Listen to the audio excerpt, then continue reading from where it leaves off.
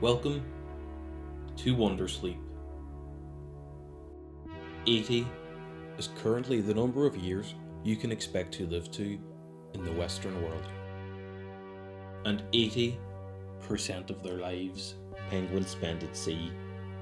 They only come to land to mate and nest, so it's not difficult to see why penguins evolved to lose the hollow bones of their ancestors. And 80 is the atomic number of the element Mercury.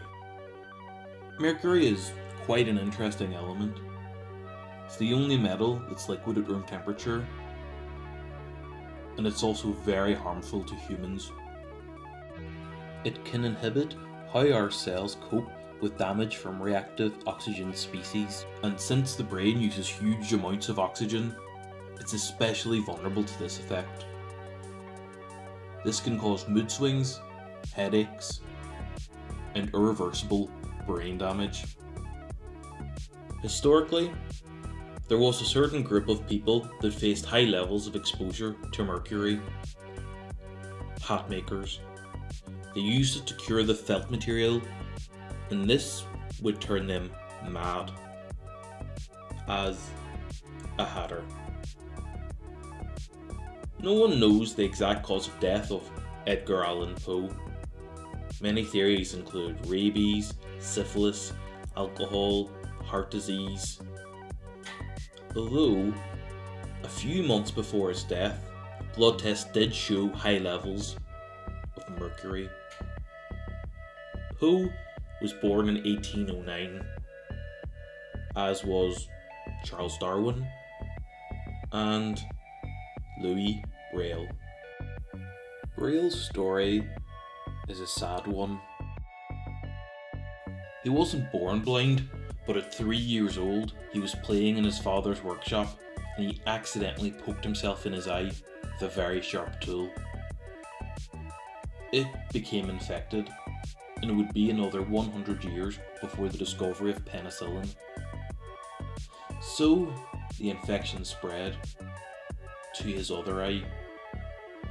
The boy was in huge amounts of pain, and because he was so young, he didn't understand his blindness, and he would frequently ask his parents why it was always so dark.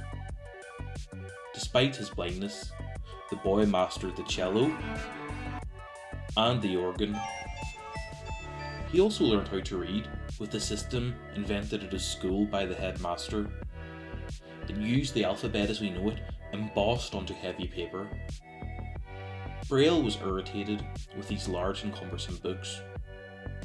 Thankfully, he became inspired by another system called night writing. It had been invented by a French captain, where paper was impressed with dots and dashes. This was originally used by soldiers to share information noiselessly across the battlefield. Amazingly, Braille finished his tactile alphabet at the age of 15. On the topic, Braille said this: "Access to communication is access to knowledge. It is vitally important that we do not go on being despised by condescending sighted people. We do not need pity, nor do we need to be reminded we are vulnerable. We must be treated as equals, and communication is the way this can be brought about." He went on to become a teacher at the school where he had been educated. However, Braille reading was not largely adopted during his lifetime. Eventually, the brilliance of Braille reading ensured its survival. It became the standard not only in France, but worldwide. In his honour, his remains were moved to Paris. Well, most of them. To commemorate their hero, the people of his hometown requested that his hands remain with them. So, they were put into a concrete box on top of an empty tomb. 80 years later, Vincent van Gogh painted Starry Night. Similar to Braille, his genius was not recognised in his lifetime. He only ever sold one painting his whole career, to his friend's sister.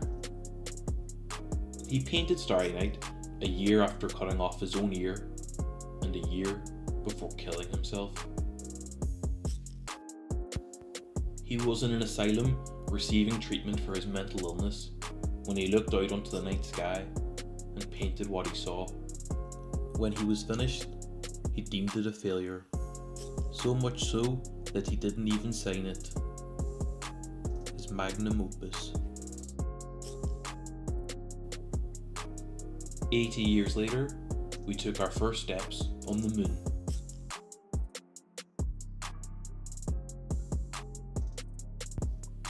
Who knows what will happen 80 years from Neil Armstrong's historic first steps on the moon, but certain prophecy is possible through astronomy, not astrology.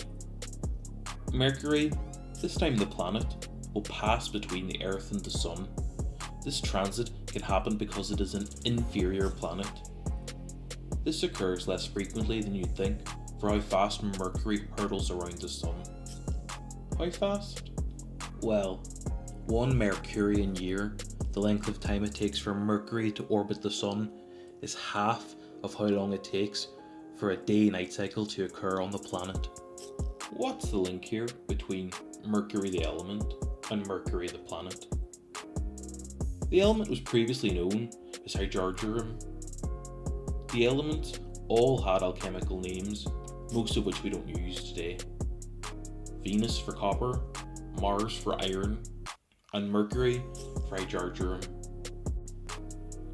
But then, why was Mercury, the speedy planet, named so?